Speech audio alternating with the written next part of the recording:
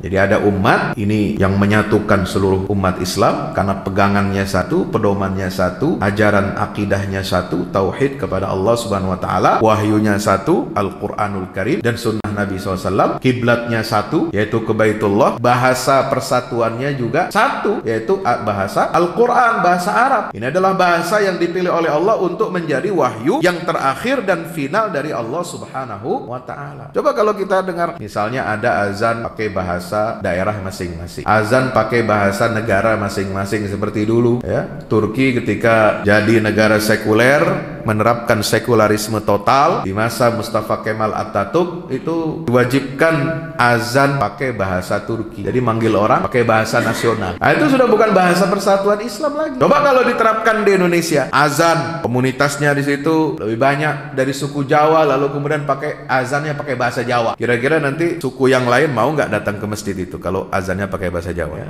rusak ibadah ini, rusak panggilan azan ini yang merupakan syariat dari Allah Subhanahu wa ta'ala. Maka ini akan menjauhkan kita umat Islam dari persatuan. Nah, ini banyak sekali persatuan ini, faktor-faktor yang membuat umat Islam ini bersatu ini sangat banyak. Wa inna hadhihi ummatukum ummatan wahidah wa ana rabbukum fa'budun. Surat Al-Anbiya ayat 92. Wa inna hadhihi ummatukum ummatan wahidah wa ana rabbukum fattaqun. Itu ada dalam surat Al-Mu'minun ayat 52. Umat ini yang diikat oleh satu agama, satu akidah, yaitu umat yang bertauhid, itu mestinya mereka umat yang satu juga. Kenapa? Coba lihat tauhid, la ilaha illallah. Ini yang mempersatukan kita. Tidak ada Tuhan kecuali Allah Subhanahu wa ta'ala yang berhak dan patut untuk kita sembah. Inilah kalimat yang mempersatukan ya. Bukan hanya persatuan berdasarkan tauhid, yaitu kita menyatukan Allah, mengesahkan Allah. Itu makna tauhid, tauhidullah, mengesahkan Allah Subhanahu wa ta'ala. Maka karena kita mengesahkan Allah Subhanahu wa ta'ala menjadi landasan kehidupan kita, landasan dalam berfikir, landasan dalam bertindak, landasan dalam menyelenggarakan kehidupan, maka Allah yang esa dan satu itu tidak berbilang ini, dia adalah Tuhan bagi seluruh umat manusia, Rabbul Alamin. Bukan hanya yang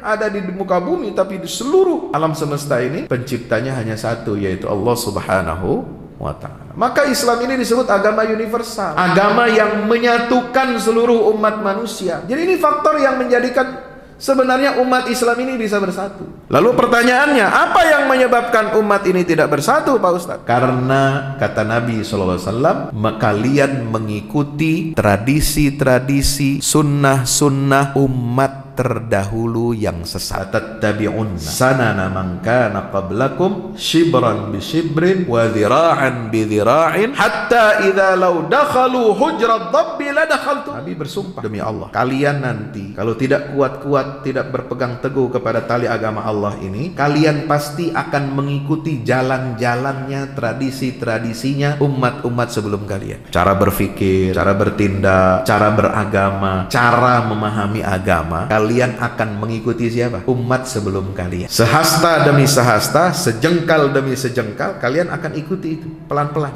Sehingga kata Rasulullah, kalau seandainya mereka masuk terperosok ke dalam lubang biawak, maka kalian pun akan masuk ke situ. Saking bodohnya kalian. Lalu Nabi ditanya, Al-Yahud wan Nasara ya Rasulullah, apakah umat-umat sebelum kita yang kita ikuti jalannya, yang membuat kita ini tersesat, apakah mereka itu umat Yahudi dan Nasrani ya Rasulullah? Apa jawaban Nabi? Qala faman, siapa lagi kalau bukan mereka? Karena umat Yahudi dan Nasrani ini umat yang paling dekat masanya dengan umat Nabi Muhammad SAW.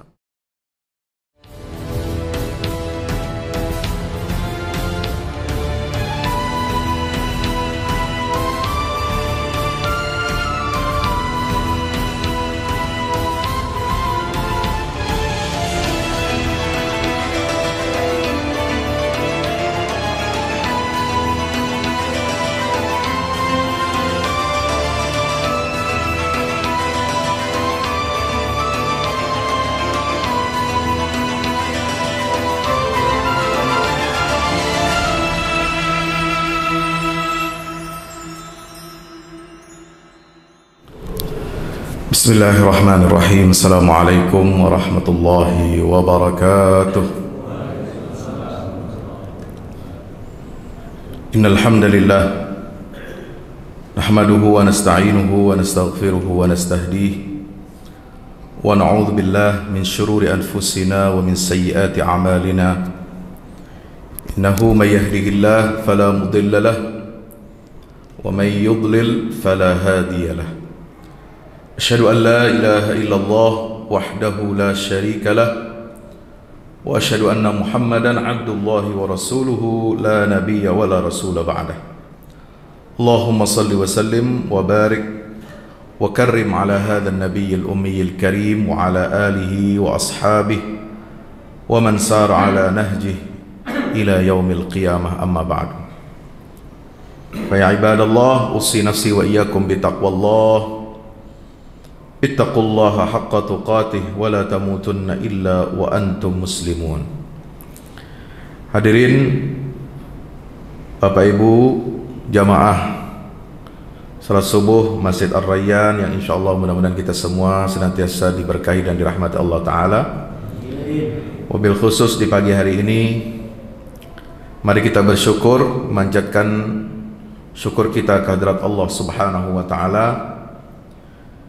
Dengan nikmat taufik dan hidayahnya kita masih diberikan kesehatan, nikmat panjang umur, nikmat sehat walafiat, nikmat kita dapat melangkahkan kaki kita untuk menuju rumah Allah. Mudah-mudahan di pagi hari yang masih gelap ini kita termasuk golongan yang diberikan kabar gembira oleh Nabi SAW. Kata Nabi SAW dalam hadisnya, "Bashir al-masyaina fi zulam bin nurid tam yaumal qiyamah." Berikanlah kabar gembira kepada orang-orang yang berjalan di tengah gelap gulita di pagi hari untuk menuju Baitullah, menuju rumah Allah Subhanahu wa Ta'ala, melaksanakan ibadah subuh.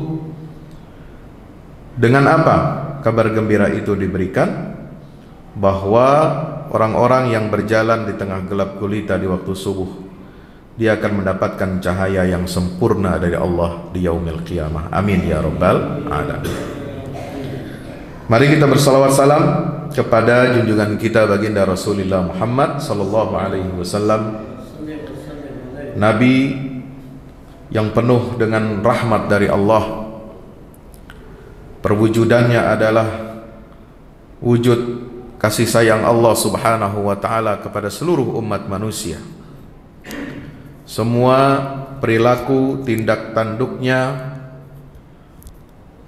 menunjukkan ajaran Islam ini adalah merupakan rahmat yang paling sempurna dari Allah Subhanahu wa Ta'ala untuk kebaikan dan kemaslahatan manusia di atas muka bumi ini.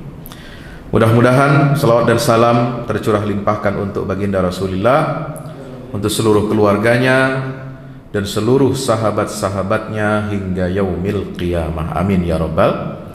Kita berdoa kepada Allah Subhanahu wa Ta'ala, mudah-mudahan kita senantiasa dapat mengikuti petunjuk-petunjuk Rasul, sunnah-sunnahnya, wabil khusus dalam mewujudkan persatuan umat Islam di akhir zaman ini.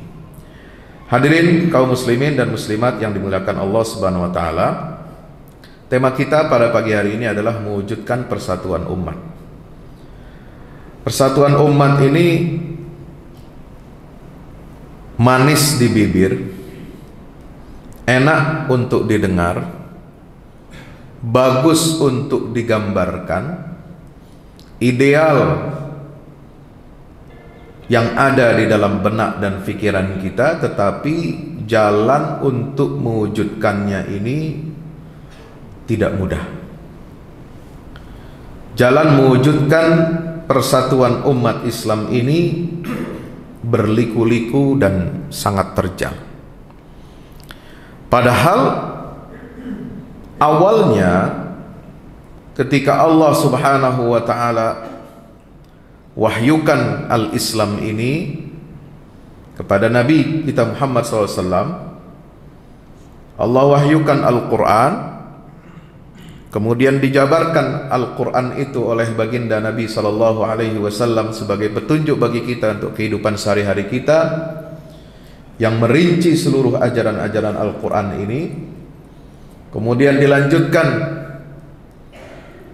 perintah wahyu itu baik berupa Al-Quran dan Sunnah diwujudkan oleh generasi terbaik oleh umat Islam, yaitu generasi sahabat, tabi'in dan tabi'in.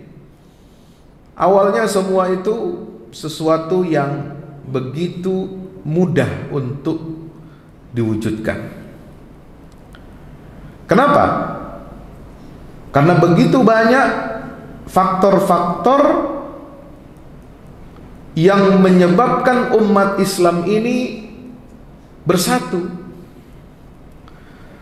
Coba lihat, banyak sekali faktor yang menjadikan umat Islam ini bersatu, dan seharusnya mereka tetap berada di dalam ikatan wahdah atau persatuan umat itu. Karena Allah Subhanahu wa taala sendiri yang menegaskan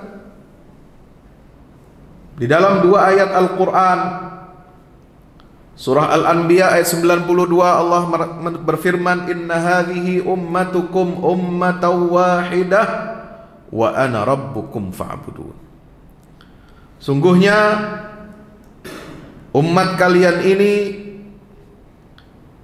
yang bersumber dari agama tauhid ini adalah agama atau umat yang satu. Umat di dalam Al-Quran itu bisa berarti sekelompok golongan manusia, kumpulan manusia-manusia yang diikat oleh satu pegangan akidah.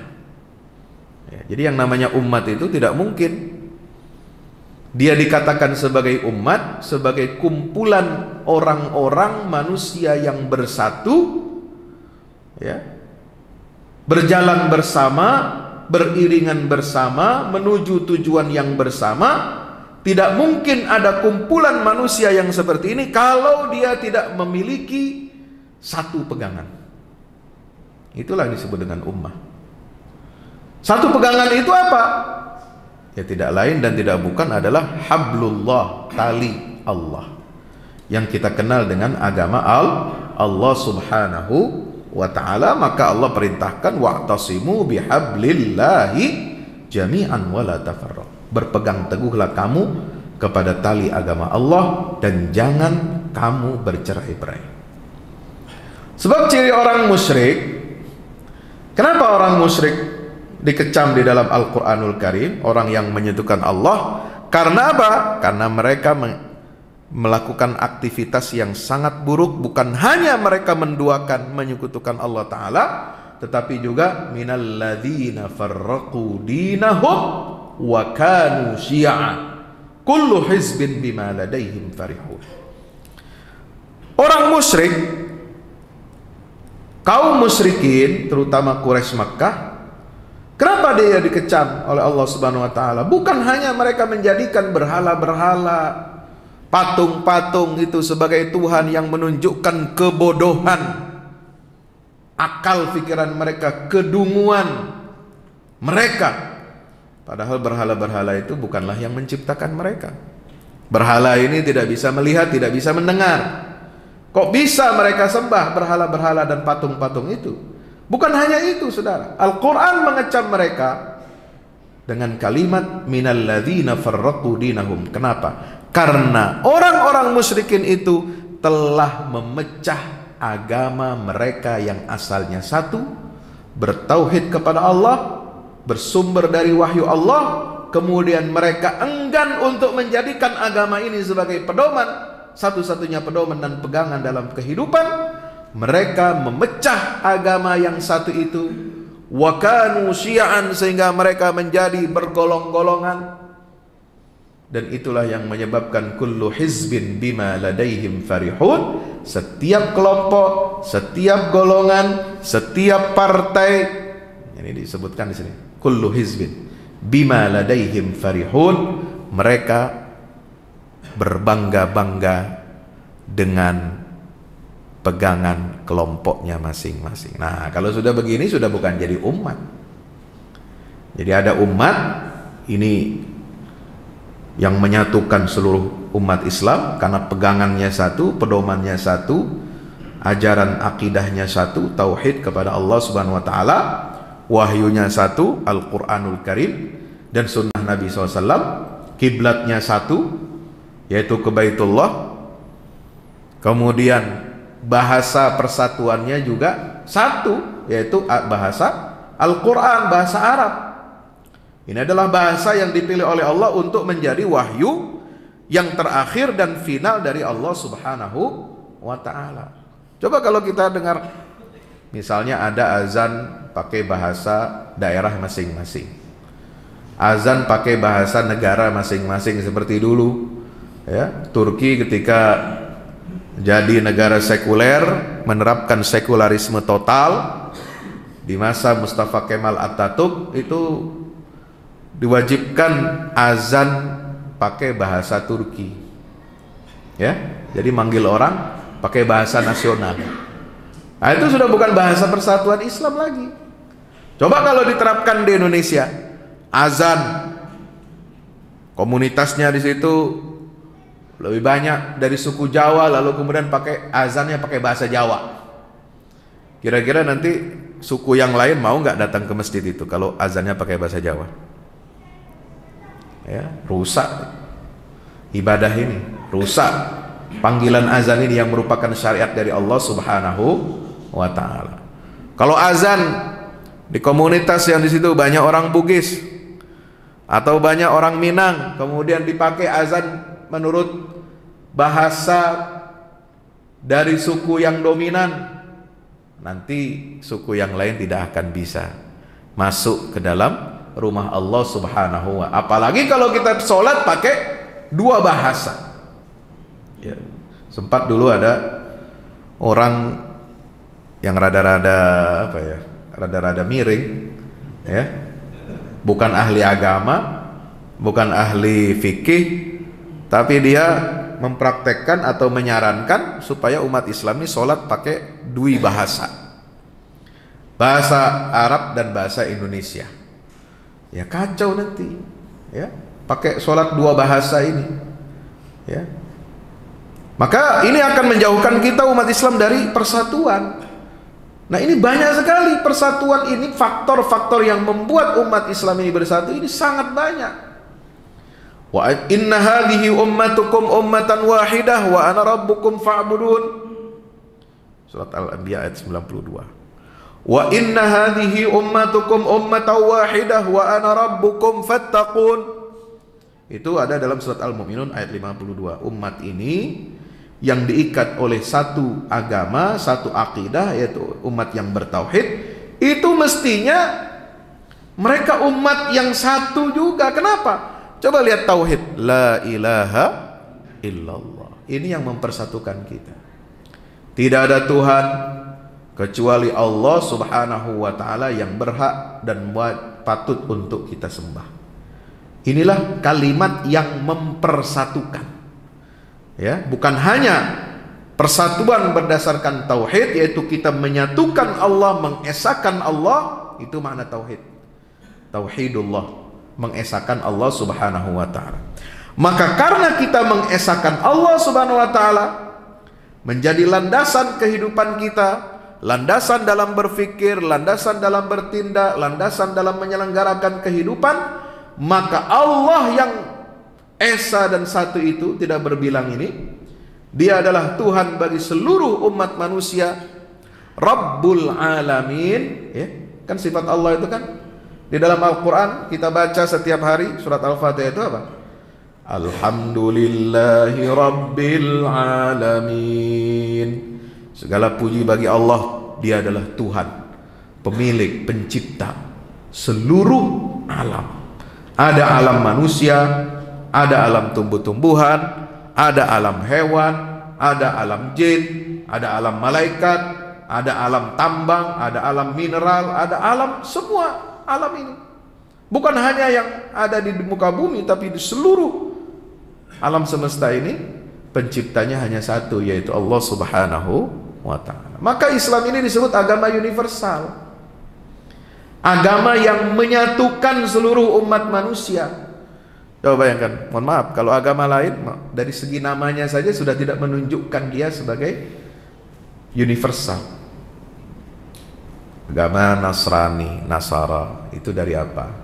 Dari nama tempat, Nazaret, tempat kelahirannya Nabi Isa. Agama Yahudi itu nama etnis suku bangsa, bangsa Yahudi. Agamanya itu nasional, ya Pak. Agama Yahudi tidak bisa dipeluk, tidak bisa diimani oleh orang bangsa di luar Yahudi. Tuhannya Yahudi yang disebut dengan Yahweh, meskipun mereka mengklaim itu adalah Tuhan yang satu, ya, seperti umat Islam bertauhid kepada Allah, mereka juga mentauhidkan Yahweh. Tapi bedanya konsep agama, konsep Tuhan dalam agama Yahudi yang dikenal dengan konsep Yahweh itu adalah Tuhan khusus untuk orang Yahudi, ya. Jadi Tuhannya nasional, ya. Tuhannya nasional. Untuk di luar agama, untuk di luar bangsa Yahudi nggak bisa, ya. Jadi rahmat Allah hanya khusus bagi siapa? Bangsa Yahudi, ya.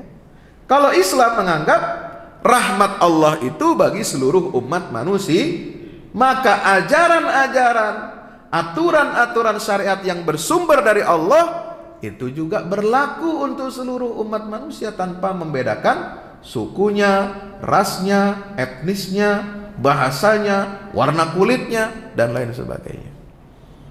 Maka luar biasa konsep Tuhan dalam agama Islam ini. Itu sudah menunjukkan mentauhidkan, artinya menyatukan seluruh umat manusia dalam bingkai kalimat tauhid, yaitu la ilaha illallah. Ya. Agama lain, Hindu, sama. Hindu itu dari etnis bangsa tertentu, bangsa India. Jadi Tuhannya orang India itu dijadikan sebagai khusus untuk bangsa Hindi, ya kan? Bangsa Hindi. Indonesia zaman dulu, Nusantara disebutnya Juzurul Hindi Asyarqiyah, kepulauan India di sebelah timur. Kenapa? Karena dulu dominan, ya, agama yang dipeluk oleh mayoritas bangsa Nusantara ini adalah Hindu. Ya, jadi walaupun agamanya sudah ada di Nusantara, bukan di tanah Hindustan, ya, tetap disebut agamanya agama Hindustan, Pak. Kalau Islam ada nggak terkait dengan tempat, terkait dengan Mekah namanya, terkait dengan Arab gitu? Nggak ada. Makanya kalau ada orang sekarang mengatakan Islam itu agama Arab, ya, Islam Arab, Islam Eropa, Islam Amerika, Islam Nusantara, itu ingin mereduksi ajaran Islam, mereduksi wahyu yang ada di dalam agama Islam ini menjadi lokal. Dan ini bertentangan dengan substansi dan spirit Islam itu sebagai rahmatan lil alamin. Ya. Buddha nama orang, ya. Buddha Gautama, ya, nama tokoh yang melahirkan ajaran-ajaran filosofi kehidupan. Jadi nama Islam ada nggak pakai nama agama Muhammad? Nggak ada, kecuali orientalis Barat yang menyebut Islam itu adalah Muhammadanism, ya, ajaran filsafat yang dibawa oleh Muhammad. Itu keliru. Maka nama Islam itu sendiri menunjukkan rahmatan lil alamin, menunjukkan makna yang universal, menunjukkan bahwa agama Allah itu satu bagi seluruh umat manusia. Makanya Allah mengatakan, ya, bukan hanya inna hadhihi ummatukum ummatan wahidah, tapi Allah menyatakan juga, menegaskan dalam surat Ali Imran ayat berapa? 19, innad dina indallahil Islam. Sesungguhnya satu-satunya agama di sisi Allah yang diridhai oleh Allah itu hanya satu, yaitu al-Islam. Maka din di dalam bahasa Al-Quran itu selalu ditunjukkan dengan kalimat tunggal. Ya, din itu tunggal. Beda dengan syariat. Kalau syariat, Al-Quran mengatakan likullin ja'alna minkum syir'atan wa minhaja. Apa beda din dengan syariat atau syir'ah? Din itu adalah akidah tauhid yang dibawa, yang diwahyukan oleh Allah kepada seluruh nabi dan rasul sejak Nabi Adam sampai Nabi Muhammad SAW. Makanya apa? Syara'a lakum minad dini ma wassa bihi Nuhan wa ma wassa bihi wa ma auhayna ilaika wa ma wassayna bihi Ibrahim wa Ismaila wa ma wassayna Ibrahim wa Musa wa Isa an aqimud din wa la tatafarraqu fi. Makanya Allah mengatakan, Allah telah mensyariatkan agama. Agama itu satu, yang diwahyukan kepada Nabi Nuh, yang diwahyukan kepada engkau wahai Nabi Muhammad, yang diwahyukan kepada Ibrahim, kepada Musa dan kepada Isa. Agar apa? An aqimuddin, tegakkanlah agama yang satu ini. Dan jangan kamu bercerai-berai, jangan kamu menceraikan diri dari agama yang satu itu. Inilah sifat Islam. Nah, kalau syariat itu jalan aturan syariat yang Allah berikan kepada umat manusia sesuai dengan kaum nabi-nabi masing-masing. Ada syariat Nabi Nuh, ada syariat Nabi Ibrahim, ada syariatnya Nabi Lut, ada syariatnya Nabi Musa, ada syariatnya Nabi Isa alaihi, dan ada syariatnya Nabi kita Muhammad sallallahu alaihi wasallam. Jadi syariat itu banyak, ya, sesuai dengan masa kenabian, kerasulan, dan agamanya satu, yaitu agama tauhid kepada Allah Subhanahu wa ta'ala. Jadi ini faktor yang menjadikan sebenarnya umat Islam ini bisa bersatu. Lalu pertanyaannya, apa yang menyebabkan umat ini tidak bersatu, Pak Ustadz? Kita kembalikan kepada apa yang dinubuatkan oleh Allah di dalam Al-Quran. Apa yang menyebabkan umat ini tidak bersatu? Karena kata Nabi SAW, kalian mengikuti tradisi-tradisi, sunnah-sunnah umat terdahulu yang sesat. La tattabi'unna sanana man kana qablakum shibran bi shibrin wa dhira'an bi dhira'in hatta idza law dakhalu hujrat dabbi la dakhaltum. Nabi bersumpah demi Allah, kalian nanti kalau tidak kuat-kuat, tidak berpegang teguh kepada tali agama Allah ini, kalian pasti akan mengikuti jalan-jalannya, tradisi-tradisinya umat-umat sebelum kalian. Cara berpikir, cara bertindak, cara beragama, cara memahami agama, kalian akan mengikuti siapa? Umat sebelum kalian. Sehasta demi sehasta, sejengkal demi sejengkal, kalian akan ikuti itu pelan-pelan, ya. Sehingga kata Rasulullah, kalau seandainya mereka masuk terperosok ke dalam lubang biawak, maka kalian pun akan masuk ke situ. Saking bodohnya kalian, tidak merasa kalian ini disesatkan oleh praktek-praktek beragama dan cara beragama umat terdahulu. Ya. Lalu Nabi ditanya, Al-Yahud wan Nasara ya Rasulullah, apakah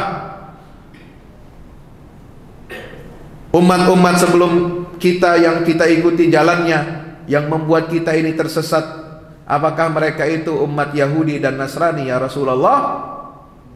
Apa jawaban Nabi? Qala faman, siapa lagi kalau bukan mereka? Ya.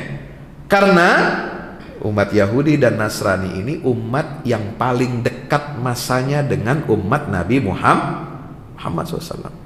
Setelah Nabi Musa, ya, ada nabi-nabi lain. Setelah itu Nabi Bani Israel ditutup oleh Nabi Isa alaihi. Setelah itu garis nasab ya, rasul-rasul yang membawa agama Islam ini, agama tauhid ini, yang awalnya mereka nasabnya semua adalah dari Bani Israel. Bani Israel itu adalah keturunan anak cucunya Nabi Yakub alaihi salam. Nabi Yakub ini putranya Ishak, Ishak putranya Nabi Ibrahim. Dulu Allah berikan risalah, Allah percayakan risalah Islam ini kepada mereka, Bani Israel. Melalui siapa? Orang-orang pilihan, nabi-nabi pilihan di kalangan Bani Israel. Tapi karena umat Bani Israel mereka membangkang, mereka menyalahi aturan perintah Allah, mereka membunuhi para nabinya, mereka memusuhi risalah tauhid yang dibawa oleh para nabi dan rasul, maka Allah alihkan, Allah cabut mandat itu dan diberikan kepada keturunannya Nabi Ismail alaihi salam, yaitu Nabi Muhammad SAW.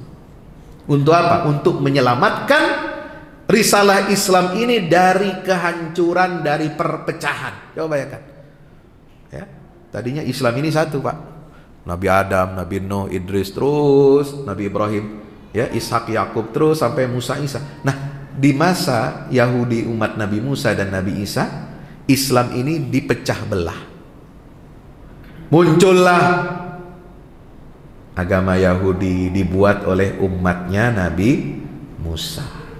Ini sudah keluar dari agama tauhid, sudah keluar dari wahyu yang Allah berikan kepada Nabi Musa alaihis. Muncullah agama Nasara setelah wafatnya Nabi Isa alaihis salam, atau kalau dalam bahasa Al-Quran bukan bahasa wafat, diangkat oleh Allah, barrafa'ahullahu ilaih. Itulah cara Allah mewafatkan kehidupan Nabi Isa di muka bumi. Tapi dia tidak wafat dalam pengertian seperti wafatnya kita secara fisik, ya, jenazahnya dikebumikan. Tidak, tapi wafatnya Nabi Isa itu berakhir masa hidupnya di bumi dan pindah, dialihkan oleh Allah, diangkat oleh Allah ke langit. Untuk apa? Menjadi saksi atas kesesatan umatnya. Karena nanti di hari kiamat, coba Bapak Ibu baca halaman terakhir surat Al-Maidah, itu kan isinya apa? Dialog antara Nabi Isa dengan Allah Subhanahu wa taala. Ya, kenapa engkau? Apakah betul klaim yang dikatakan oleh umat kamu itu?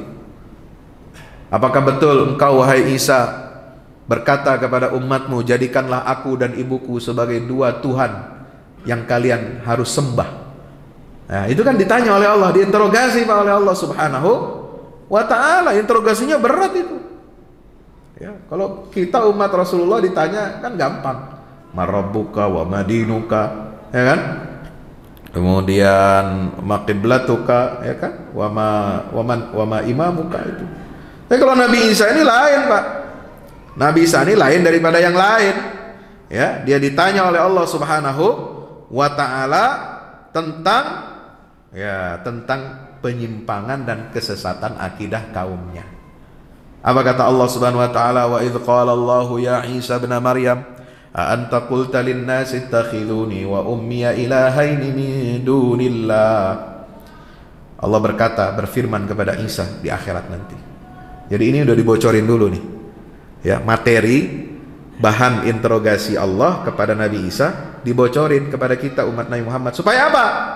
Supaya kita waspada, hati-hati tidak melakukan kesesatan seperti umat Nasara, ya. Allah Ta'ala mengatakan apa? Wahai Isa putra Maryam, apakah benar engkau mengatakan kepada kaummu, jadikan aku dan ibuku sebagai dua Tuhan selain Allah? Apa jawab Nabi Isa? Qala subhanak ma yakunu li an aqula ma laysa li bihaq. Maha suci engkau ya Allah, tidak mungkin saya mengatakan kepada manusia sesuatu yang bukan hak. Itu enggak benar ya Allah. In kuntu qultu faqad alimta. Seandainya saya betul-betul mengatakan begitu, hei umatku, hei pengikutku, hai murid-muridku, jadikan aku sebagai Tuhan selain Allah. Jika aku betul mengatakan demikian, faqad alimta, maka engkau ya Allah pasti sudah tahu itu kan. Ya. Oh, engkau nggak perlu tanya saya lagi, engkau pasti tahu itu. Ya, ta'lamu ma fi nafsi wa la a'lamu ma fi nafsik. Nah, ini jawaban Nabi Isa ini juga cerdas sekali nih. Ya, engkau ya Allah mengetahui apa yang ada di diriku, dan aku tidak mengetahui apa yang ada pada dirimu. Ini menolak klaim bahwa Isa itu adalah Tuhan atau anak Tuhan atau menyatu dengan Tuhan. Kalau dia menyatu dengan Tuhan, ya tentu dia tahu apa yang ada pada Allah Subhanahu wa ta'ala. Tapi kan tidak ada perbedaan antara zat ilahiyah dengan zat basyariyah. Ada perbedaan, ada pemisahan antara Allah dengan manusia.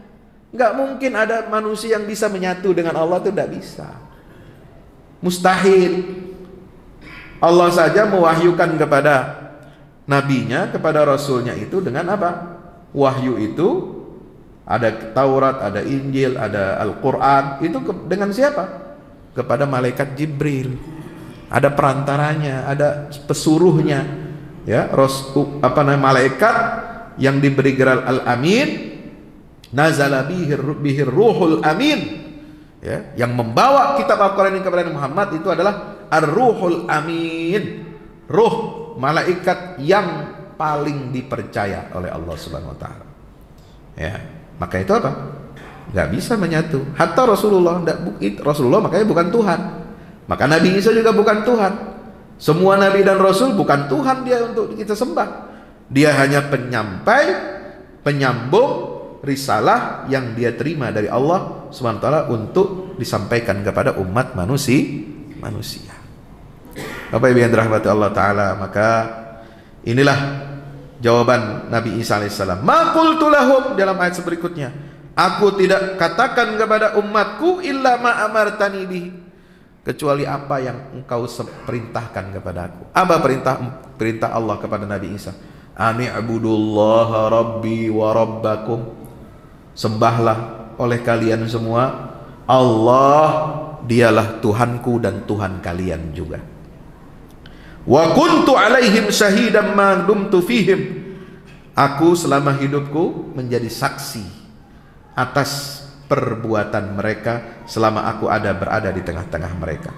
Falamma tawaffaitani, maka ketika engkau wafatkan aku ya Allah, ya, engkau angkat aku ya Allah, engkau akhiri kehidupanku di dunia ini ya Allah, kunta antar raqib alaihim.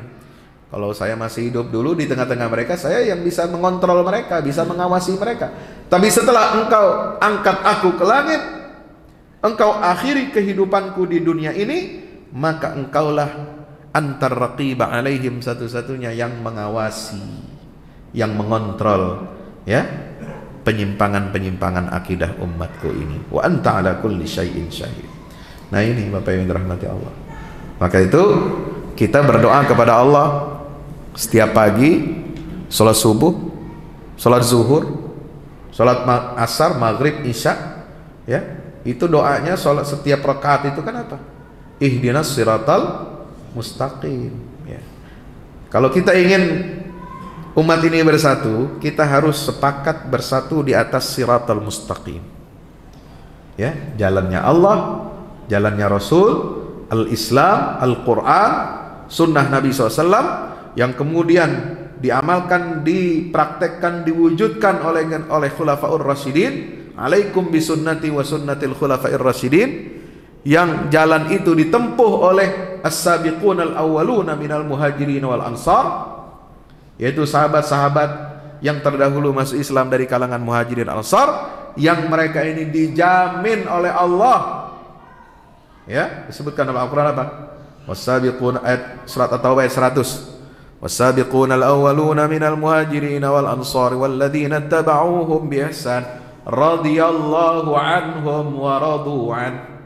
Ya, kalau kita mengikuti jalannya mereka, seperti jalannya Rasulullah Muhammad SAW, jalannya Khulafaur Rasyidin, jalannya as-sabiqun al-awwalun dari kalangan muhajirin ansar.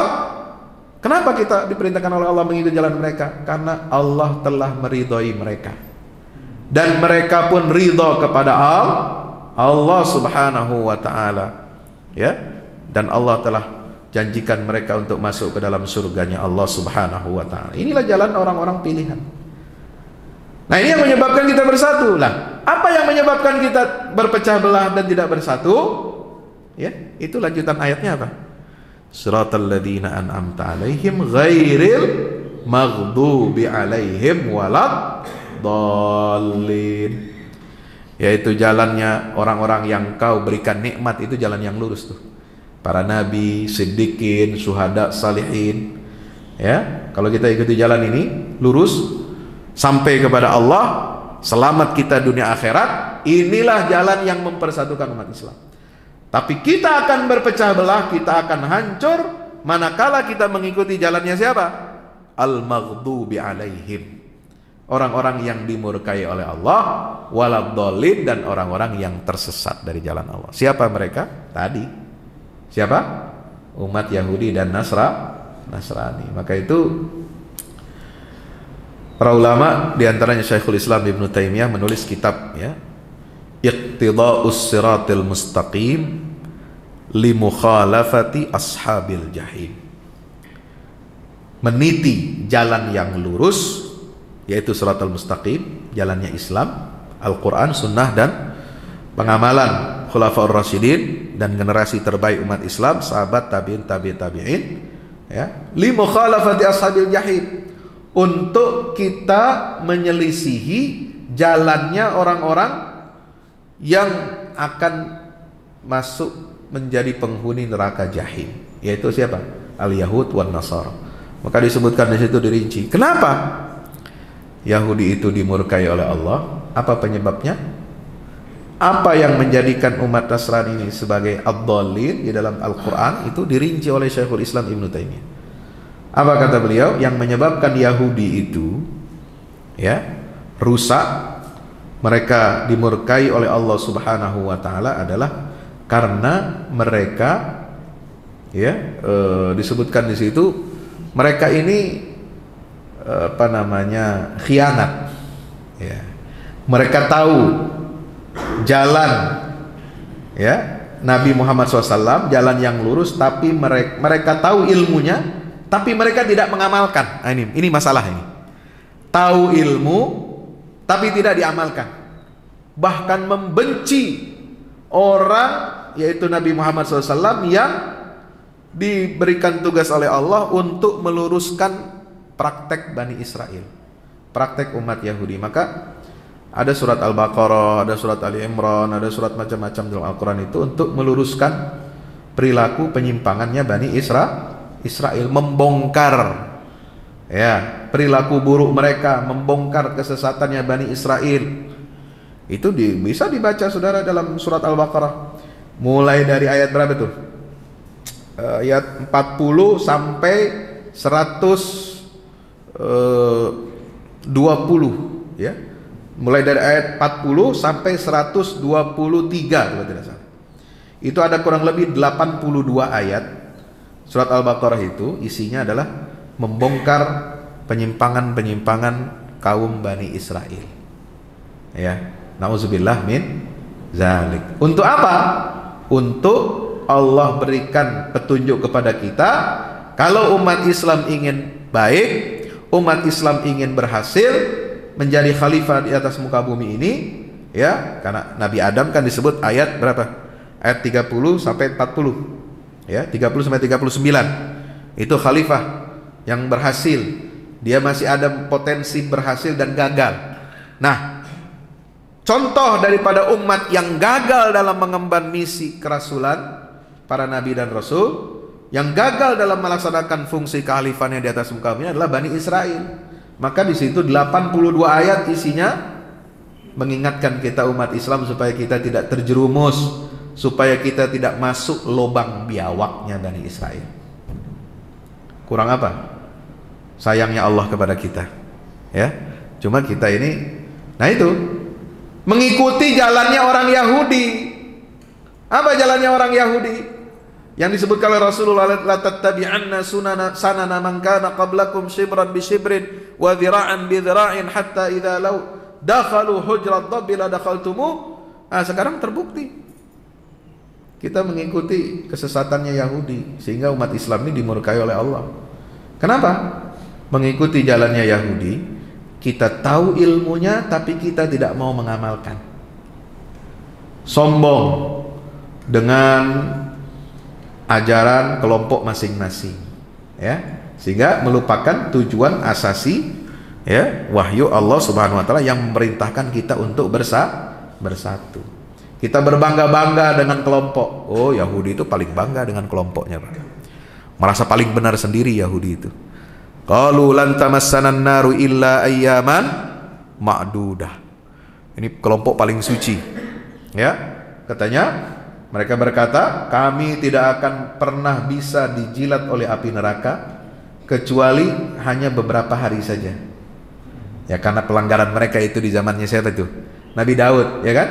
Yang melanggar apa? Hari Sabtu.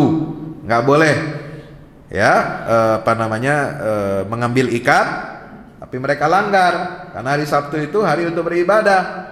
Ternyata pas hari Sabtu mereka ibadah, ikannya banyak, nyamperin lagi ke pinggir laut. Biasanya kan kita nyari laut sampai ke tengah, ini ikannya nyamperin hari Sabtu. Nah, ini kan menggoda mereka, sehingga apa? Mereka langgar. Udahlah, kita nggak usah ibadah bisa ntar aja, bisa diganti hari lain. Ya, maka dia ambil tuh ikan. Nah, ini melanggar.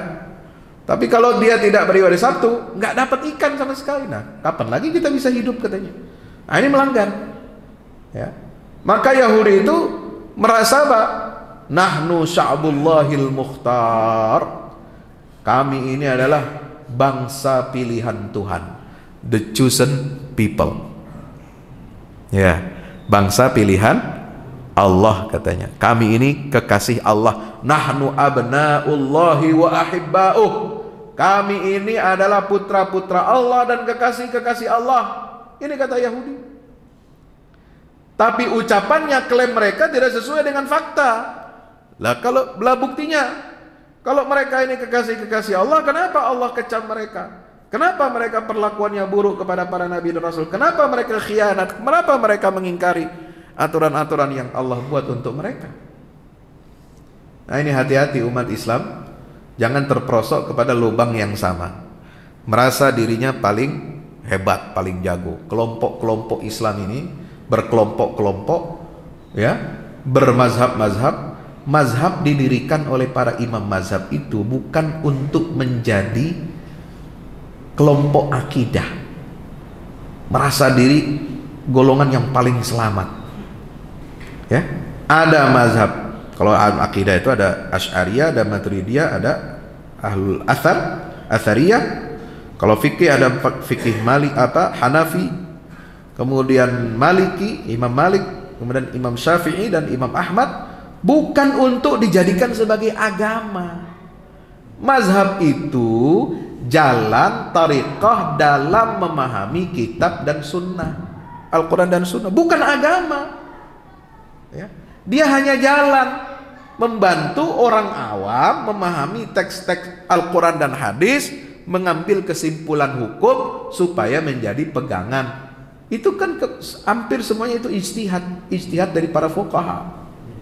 Ijtihad hasil pemikiran istinbat hukum para fuqaha di luar hal-hal yang menjadi usuluddin, yang menjadi pokok-pokok ajaran akidah Islam, pokok-pokok syariah, usulus syariah, ayat-ayat yang muhkamat. Di luar itu kesimpulan hasil hukum seorang mujtahid itu bersifat zonni, itu bukan agama. Yang agama itu adalah tauhid, inti agama. Iman kepada Allah, iman kepada Rasul, iman pada hari akhirat, iman pada malaikat, iman pada qada dan qadar, itu rukun iman. Ini usuluddin namanya. Ya.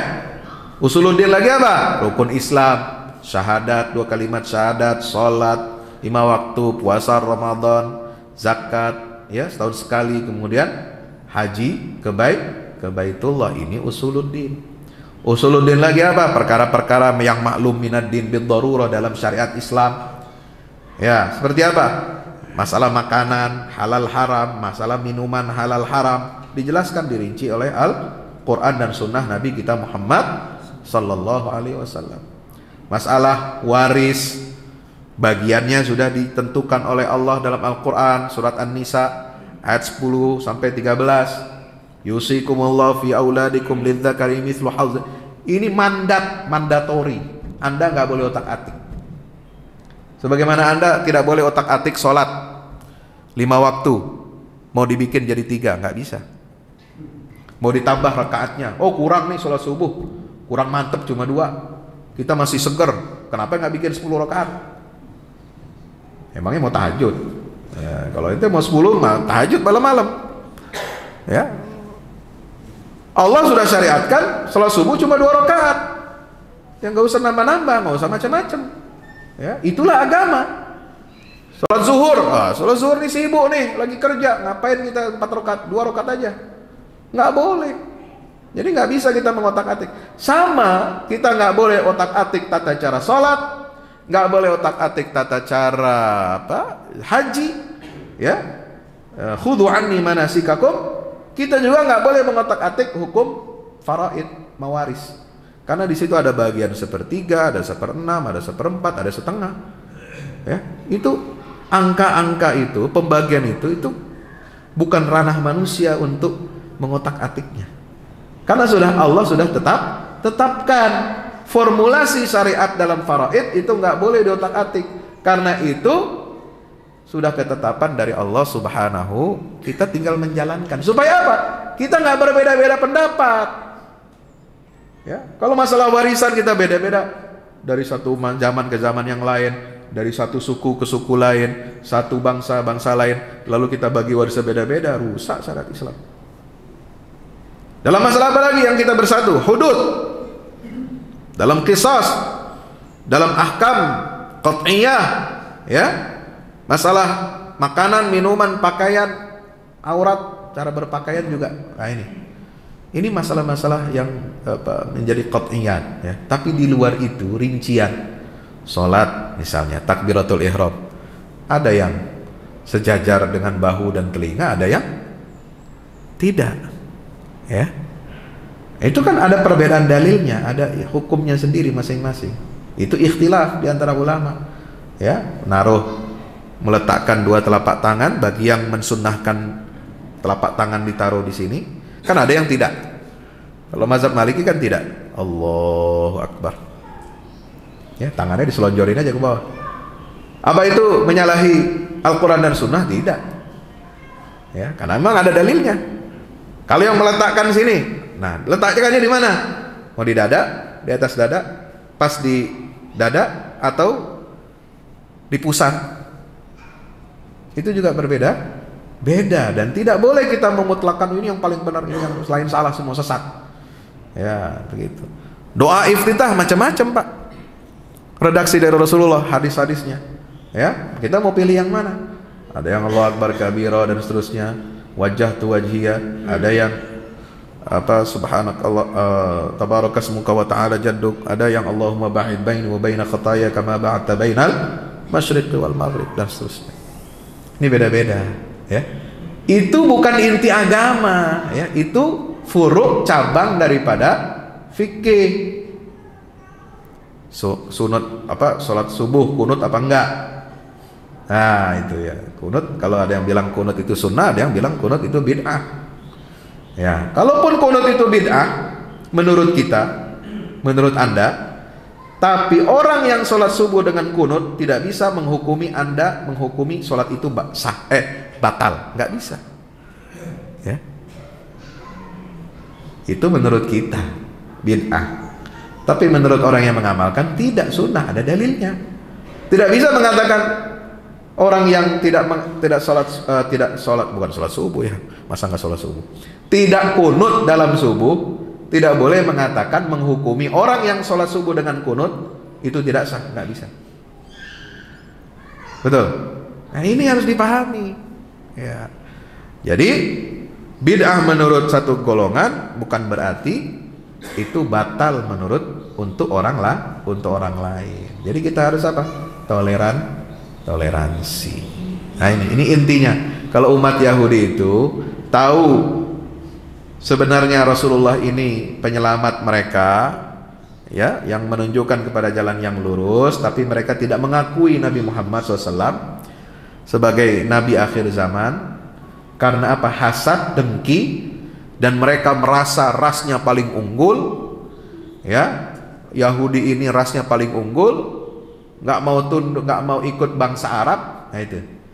Jadi kalau ada yang mengatakan Islam kita di Indonesia ini lebih baik daripada Islam di Arab katanya, ya, nggak mau ikut apa tuntunan ajaran syariat Islam. Nah itu model-model Yahudi ini itu. Ya, kenapa? Suku kita lebih baik. Ini Nusantara lebih baik daripada Arab, gitu ya. Nah itu udah sombong itu udah sombong. Nggak boleh seperti itu. Kita mengikuti Islam itu apa? Sebagaimana yang dituntunkan oleh Rasulullah SAW. Rasulullah itu orang Arab, bahasanya bahasa Arab, pakaiannya Nabi itu juga perpakaian ala Arab. Tapi kita tidak boleh memusuhi, tidak boleh menganggap bahwa Islam ini adalah Islam produk budaya Arab. Nggak bisa. Atau Islam itu agama Arab. Kalau Islam itu agama Arab, lalu kemudian datang ke Indonesia harus menyesuaikan dengan budaya Nusantara, nah kan begitu tuh ungkapan-ungkapan zaman sekarang ini. Nggak boleh, ya. Ini mereduksi ajaran Islam, Bapak Ibu rahmati Allah, menganggap bangsa kita ini lebih hebat, lebih baik, ya. Nahnu abna'ullah wa hibba'u, paham keagamaan kita ini lebih baik, ya, pilihan dan seterusnya, ya. Itu menganggap kita ini sebagai satu-satunya firqah yang selamat. Nah gitu, firqatun najiyah. Ya, firqah najiyah itu ada kriterianya, tidak bisa main klaim-klaiman. Saya yang paling selamat, yang lain sesat, yang lain ahlul dhalal, ahlul bid'ah, ya, bid'ah masuk neraka. Enggak begitu. Bapak Ibu yang dirahmati Allah Subhanahu wa taala, selama kita berada di koridor, ya, apa namanya, kaidah-kaidah bersama dalam tauhid, ya, dalam beribadah kepada Allah Subhanahu wa taala, mengesahkan Allah, mengikhlaskan ibadah kita kepada Allah, maka kita tidak bisa menyalahkan atau klaim menyesatkan kelompok lain yang berbeda dengan kita. Karena kita sama-sama muslim, sama-sama umatnya Rasulullah SAW.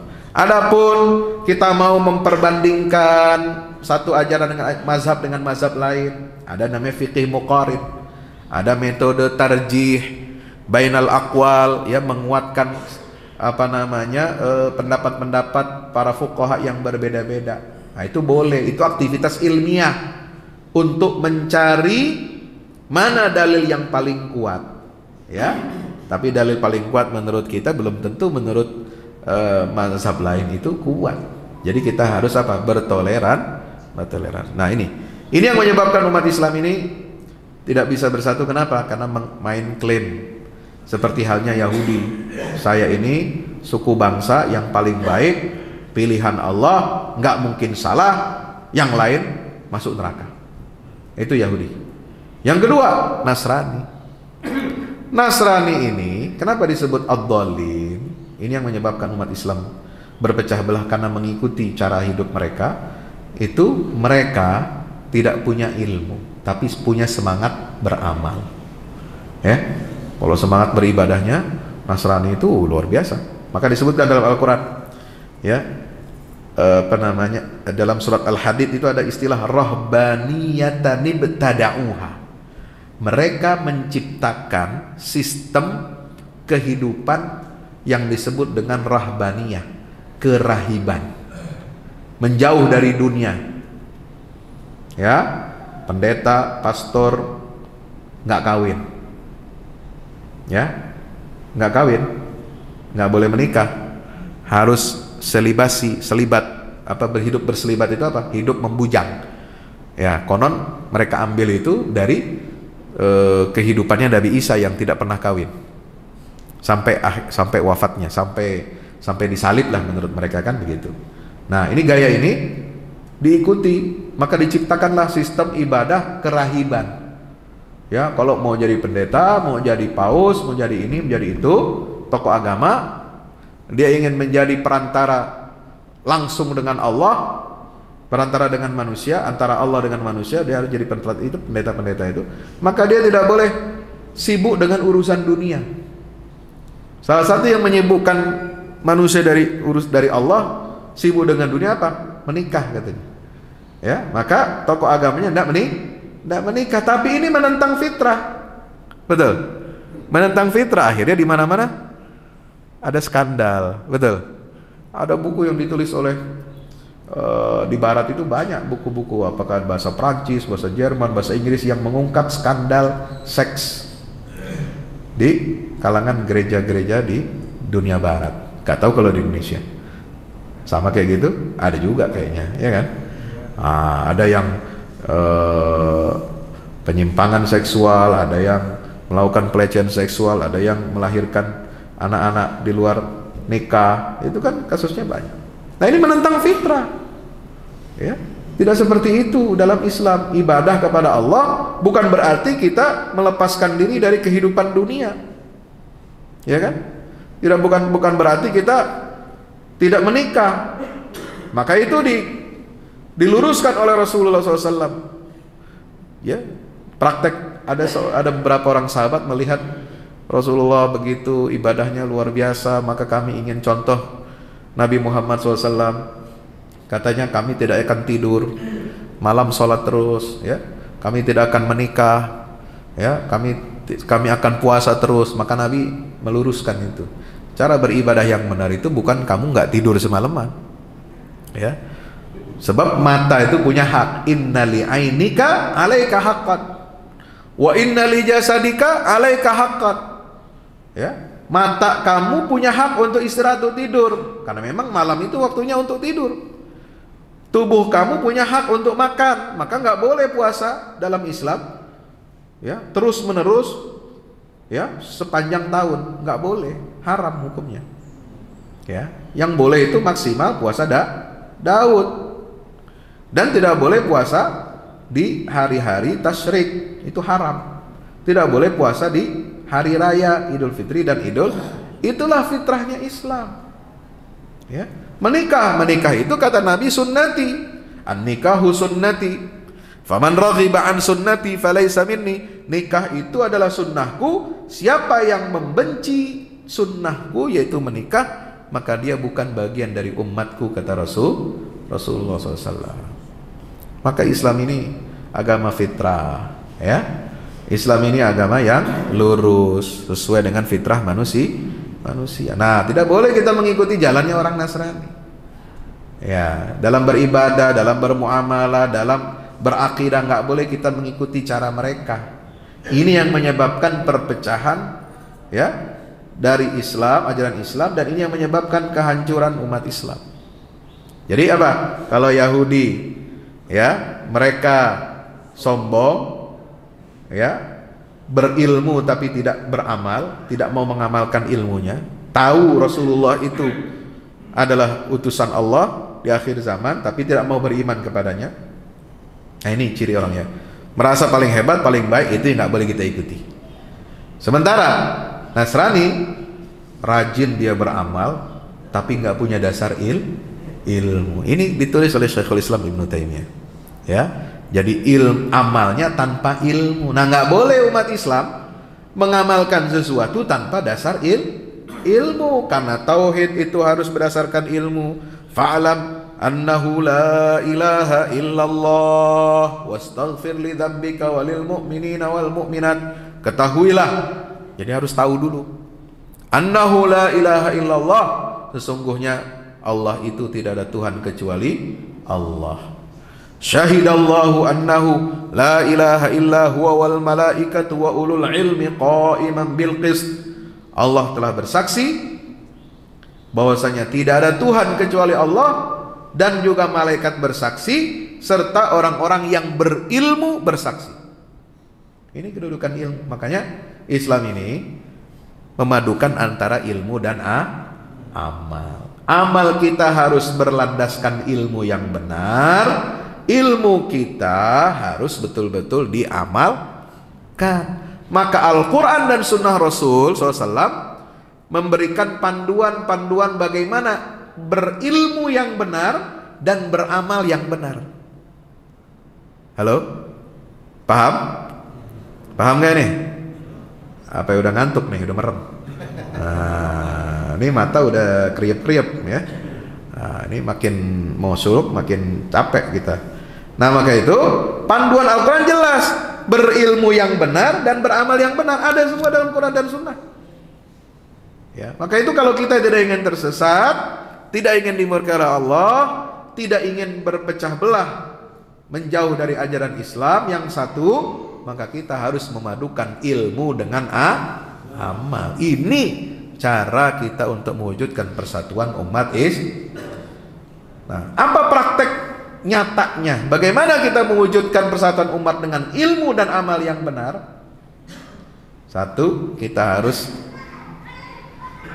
meyakini ya dan mewujudkan pesan-pesan persatuan di dalam Al-Qur'an. Ini ilmunya. Ya, apa ilmunya dari Allah? Innamal mu'minuna ikhwatun fa aslihu baina akhawaykum wattaqullaha la'allakum turhamun. Sungguhnya orang-orang beriman itu bersaudara. Fa aslihu baina akhawaykum.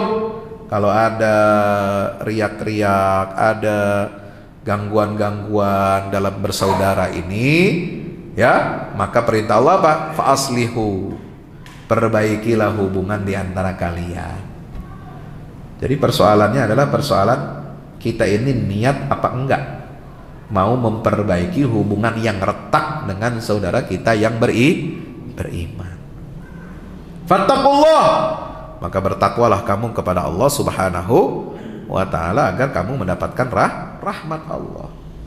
Nah, ini ilmunya nih. Ilmunya kita udah tahu, inna hadhi ummatukum ummatan wahidah wa ana rabbukum fa'budun wa ana rabbukum fattaqun. Umat Islam ini berdasarkan agama tauhid ini umat yang satu, maka jangan kita pecah belah, jangan kita bercerai-berai. Ilmunya lagi apa? Yang kedua, wa'tasimu bihablillahi jami'an wa la tafarraqu wadhkuru ni'matallahi 'alaikum idh kuntum a'daan fa'alafa baina qulubikum fa asbahtum bi ni'matihi ikhwana. Ya, Allah perintahkan kita untuk berpegang teguh kepada tali agama Allah dan jangan berpecah belah. Nah, ini ingat kata Allah, nikmatallahi 'alaikum idh kuntum a'daan. Dulu kamu bermusuh-musuhan. Dulu kalian sebelum datangnya Rasulullah, sebelum datangnya Islam, kalian ini bermusuh-musuhan satu dengan yang lain. Aus dan Khazraj, antar kabilah suku-suku Quraisy dengan non-Quraisy itu bermusuh-musuhan, perang dan seterusnya karena untuk memperebutkan harta dunia, memperebutkan kedudukan, status sosial, perang. Fa'alafa baina qulubikum, maka kemudian Allah menautkan dan melembutkan hati kalian semua. Fasbahtum bi ni'mati ikhwana, sehingga kalian dengan nikmat Allah menjadi bersaudara. Nah, itu. Maka itu setelah datang ilmu, innamal mu'minuna ikhwah, kemudian wa'tasimu bihablillah, maka bagaimana cara kita menyatukan umat Islam? Praktek realnya yaitu dengan apa? Ta'liful qulub, menyatukan hati. Nah, ini kuncinya, menyatukan hati. Fa'allafa baina qulubikum fa asbahtum bi ni'matihi ikhwana. Itu dalam surat Ali Imran ayat 103. Kalau di surat Al-Anfal kuncinya sama, ta'liful qulub. Wa allafa baina qulubihim law anfaqta ma bainahum wa allafa baina qulubihim law anfaqta ma bainahum. Apa disebutkan dalam surat Al-Anfal itu, Allah Subhanahu wa ta'ala telah menautkan dan melembutkan di antara kalian. Seandainya engkau wahai Muhammad anfaqta ma fil ardi jami'an, engkau berinfak, menafkahkan, mengeluarkan biaya ya yang banyak untuk menyatukan hati umat manusia ini, tidak akan sanggup. Ma allafta baina qulubihim walakinnallaha allafa bainahum, hanya Allah lah yang dapat dan sanggup untuk menyatukan hati mereka. Nah, maka usaha untuk ta'liful qulub ini penting. Menyatukan hati, menyatukan frekuensi, harus sering-sering silaturahim. Ormas Islam harus sering silaturahim dengan ormas Islam lainnya. Lembaga Islam, dakwah Islam harus sering silaturahim, sinergi dan koordinasi dengan lembaga Islam lainnya. Kenapa? Karena tantangan kita banyak di depan. Ya, tantangan kita luar biasa. Ya, kalau kita tidak bersatu, ya akan dimanfaatkan oleh musuh untuk memecah belah dan melemahkan kita. Itulah yang dipesankan oleh Allah, wala tanaza'u fatafshalu wa tadhhaba rihukum. Jangan kamu berpecah belah, jangan kamu bermusuhan, sehingga menyebabkan kamu lemah dan gagal, serta hilangnya fatwa tadhhaba rihukum, hilang kekuatan kalian umat Islam. Maka Allah persyaratkan umat Islam ini kalau mau menang harus bersatu. Ya, walladzina kafaru innal ladzina kafaru walladzina kafaru ba'duhum awliya'u ba'din. Di dalam akhir surat Al-Anfal di halaman terakhir itu ayat 72 Allah mengatakan apa? Ya, Allah mengatakan di situ orang-orang kafir itu mereka saling melindungi satu dengan yang lain. Mereka memberikan loyalitasnya satu dengan yang lain. Padahal mereka ini sebenarnya berpecah belah. Ya, dalam agama Nasrani saja itu denominasi. Ya, perpecahan gereja itu dahsyat. Ratusan. Ya, kelompok aliran, sekte. Ya, dalam teologi Kristen. Ya, ada yang ini namanya lain-lain tuh, nama gerejanya juga lain-lain. Ya, ada Huria Batak, ada Advent, ada apalagi sekarang yang baru-baru itu ya, gereja ini gereja itu, ya banyak. Itu denominasi. Mereka berpecah, nggak mau menyatu. Ibadahnya nggak mau di satu tempat. Ya, masing-masing sekte punya rumah ibadah masing-masing. Di luar anggota sektenya nggak boleh ibadah di situ. Ya. Nah, kalau umat Islam punya penyakit seperti itu, rusak kita.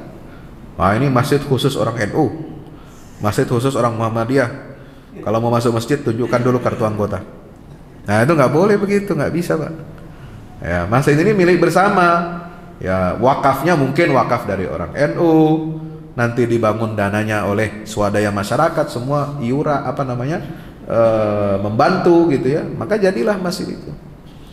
Ya, kalau atau bisa jadi mungkin wakafnya dari Muhammadiyah lalu dikelola bersama barang-barang macam-macam. Ada yang memang khusus wakaf dari Muhammadiyah dikelola oleh organisasi Muhammadiyah, tapi siapa yang sholat di masjid? Semua kalangan boleh tanpa harus ada persyaratan dia sebagai anggota Muhammadiyah. Ya, nggak boleh kita kapleng ini masjidnya khusus. Ya, karena ada pelangnya Muhammadiyah, ada pelangnya NU, yang selain itu, selain anggota nggak boleh masuk, nggak bisa. Ini rumah Allah, kita mengesahkan Allah, kita menyembah Allah, Tuhan yang sama, maka kita harus bersama-sama berhimpun di dalam rumah Allah. Mau praktek sholatnya berbeda-beda, cabang-cabangnya, silahkan. Imamnya tidak kunut, ya makmumnya ada yang kunut, tapi makmumnya ada yang kunutnya. Yang kunut ini bagaimana? Ikuti saja imamnya, jangan kita bikin sendiri. Nah, itu kan tidak sesuai dengan hadis Nabi, innama ju'ilal imamu liyutamma bihi. Ya, kalau Anda kurang serak karena amaliyah masjidnya tidak kunut, ya Anda cari masjid yang lain, kan begitu. Cari sholat subuh yang ada kunut subuhnya. Ya, nggak masalah. Itu kan masalah selera ya Pak ya. Seperti kita milih makanan, ya ada menu buffet, ada menu prasmanan, kita mau pilih kan nggak semuanya kita ambil. Yang sesuai cocok dengan lidah kita makan, yang sesuai dengan selera kita makan. Jangan semua kemaruk mau diambil semua. Ya, akhirnya apa? Muntah. Akhirnya kebanyakan. Nah, ini nggak boleh seperti itu ya. Nah, Bapak Ibu dirahmati Allah, inilah jalan kita untuk mewujudkan persatuan umat Islam. Harus memiliki rasa persaudaraan, harus sering-sering mentakliful qulub, ya. Mazhab boleh berbeda, manhaj boleh berbeda, kemudian lembaga atau ormas boleh berbeda, tetapi kita harus tetap punya satu tujuan yang sama. yaitu izzul Islam wal muslimin, untuk kejayaan Islam dan umat Islam. Tidak boleh gontok-gontokan, tidak boleh saling menjatuhkan, tidak boleh saling menjelekkan, insya Allah. Sekian dari saya, mudah-mudahan bermanfaat. Sebelum ditutup, silakan kalau ada yang ingin bertanya.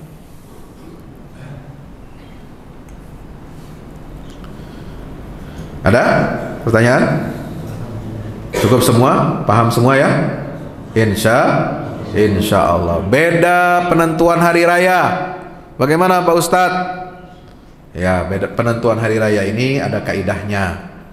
Ada yang mengikuti kaidah dari hadis Nabi, ya, idza raaitumul hilal sumu li ru'yatihi wa aftiru li ru'yatihi. Berpuasalah kamu karena melihat bulan, penampakan bulan baru, dan berbukalah, artinya berlebaranlah kamu juga karena melihat lahirnya bulan baru atau melihat penampakan. Nah, melihat bulan dalam konteks mengawali puasa dan mengakhiri puasa, yaitu berhari raya, itu kan pemahamannya ada dua mazhab. Melihat penampakan bulannya atau melihat kelahiran bulan. Ya, ini cara memahami hadis. Hadisnya sama, Pak. Teksnya sama. Cara memahaminya bisa berbeda loh. Boleh tidak? Boleh. Nabi sallallahu alaihi wasallam saja perintahkan sahabatnya setelah pulang dari perang perang Bani Quraizah, ya, Nabi perintahkan kepada sahabat-sahabatnya, "Shallul asra fi Bani Quraizah." Salatlah kamu semua salat asar di perkampungan Bani Quraizah. Ya. Nah, waktu itu yang dihadapi oleh para sahabat bagaimana? Medannya, ya, situasi di lapangan, ya, tidak memungkinkan.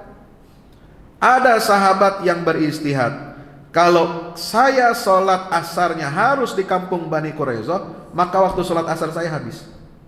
Maka dia sholat duluan. Paham? Ada sahabat yang mengatakan, enggak, kita harus melaksanakan perintah sholat asar seperti perintah Rasul, harus di Bani Quraizah. Sampai sononya asarnya habis. Akhirnya sholatnya diqadha. Ya. Terus Nabi marah nggak kepada dua kelompok ini? Enggak. Nabi membenarkan, masing-masing dapat pahala. Kalian yang memahami perintah saya harus sholat di Bani Quraizah, sholat asar, tujuannya apa? Supaya kalian cepat sampai di sana. Ya.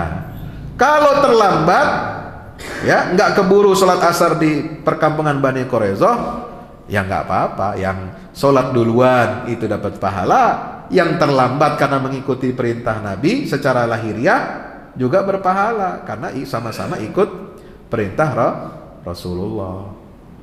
Maka melihat bulan, apakah melihat kelahirannya atau melihat penampakannya, harus nampak. Makanya ditentukan observasi hilal. Hilal itu harus nampak dengan mata telanjang. Iya, kalau zaman dulu bisa, zaman sekarang susah. Ya, zaman dulu belum banyak cahaya pantulan cahaya-cahaya dari bumi ini dan sebagainya, sehingga itu memungkinkan, apalagi di tengah gurun pasir. Ya, itu.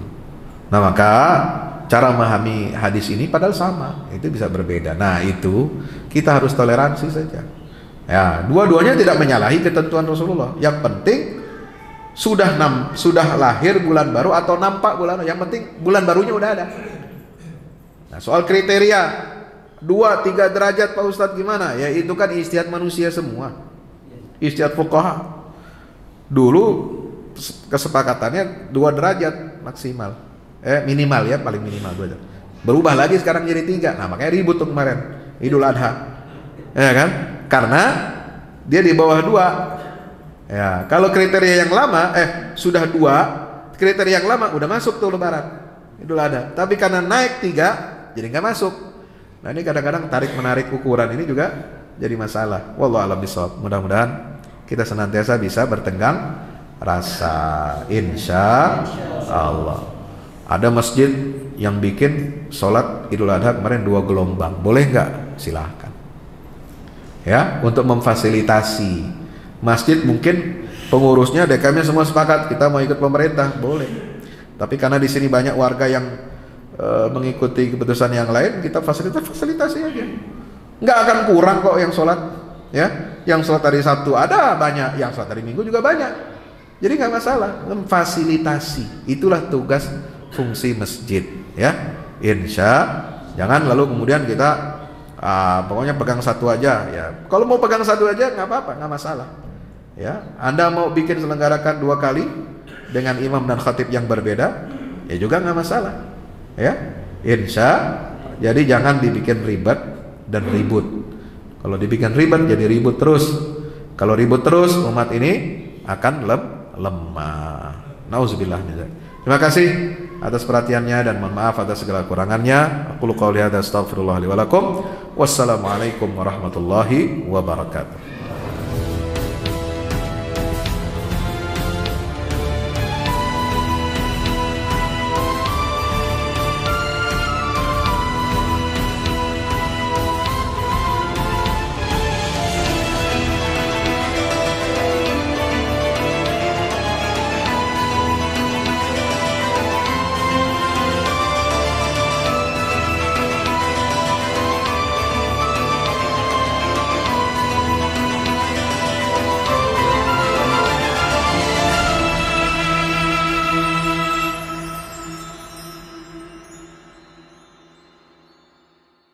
Assalamualaikum warahmatullahi wabarakatuh. Alhamdulillah kita udah selesai pengecoran rooftop ya. Itu apa? Tangga buat ke bawah. Yang ini di atas buat toren 2 biji. Ini semua udah dikeliling tembok. Ya, ini untuk lantai paling atas buat futsal, buat jemuran, buat apa, tanaman hidroponik juga ntar insya Allah ya. Terus support ya teman-teman. Alhamdulillah terus selesai pengecorannya semuanya ya. Ini progres kita terbaru dan jadi buat olahraga, buat utilities ya, multiguna. Nah kita turun sini semua. Ini lantai 3. Ini untuk asrama. Ya, untuk kamar-kamar. Untuk kamar-kamar dan nah di situ musola. Nanti di situ musola, ya. Ini kamar-kamar dan musola buat santri-santri tahfiz kita, insya Allah.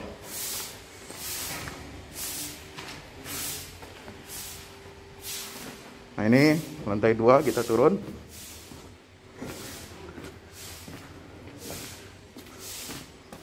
Ini untuk kelas-kelas ya. Kelas-kelas tahfidz, kelas-kelas tadabbur. Insya Allah semua udah jadi. Alhamdulillah dengan dukungan antum semua. Nah tinggal ke bawah, di sini buat aula. Aula semua di sini ya. Mohon doanya terus, mudah-mudahan berkah, mudah-mudahan cepat jadi finishing. Kira-kira finishingnya ini butuh 1,5 M lagi ya, mudah-mudahan. Al-Fatihah. Al-Fahmu Institute mempersembahkan serangkaian buku karya Ustadz Fahmi Salim LCMA, buku pesan-pesan tauhid untuk negeri di masa pandemi, buku mutiara ilmu-ilmu Al-Quran. Ada diskon 20% untuk buku tafsir sesat 58 esai kritis wacana Islam di Indonesia dan buku kritik terhadap studi Al-Quran kaum liberal. Anda dapat memesannya melalui layanan WhatsApp di nomor 0877 063 7192 dengan format pemesanan ketik nama, alamat lengkap, nomor handphone, dan jumlah buku yang diorder. Ongkos kirim di luar harga buku dan menyesuaikan wilayah dengan paket standar. Lampirkan juga bukti transfer Anda ke rekening BNI Syariah di 0631 748573. Tunggu apa lagi? Pesan sekarang.